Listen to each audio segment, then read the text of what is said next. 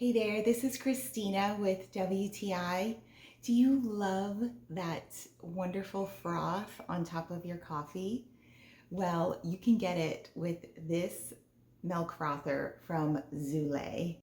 So after adding my oat milk and maple syrup, I just go ahead and whip it up.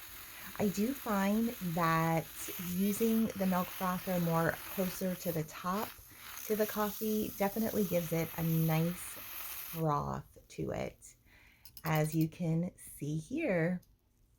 Something else that's awesome is I found that I can use it to stir my green drink as well.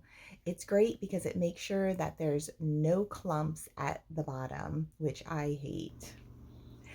I just love the design of this milk frother. I love the colors on it, the turquoise and yellow pop, and surprise, it came with its own stand, which I really like. It's so easy to use. It is lightweight, yet very powerful. It truly works like a charm. This handheld milk frother is so simple to use. It's so economical. And as you saw, I'm not only frothing milk, but I can also use it as a mixer for my green drink. If you are looking for a milk frother, I definitely would recommend this one from Zulay, and that is my point of view.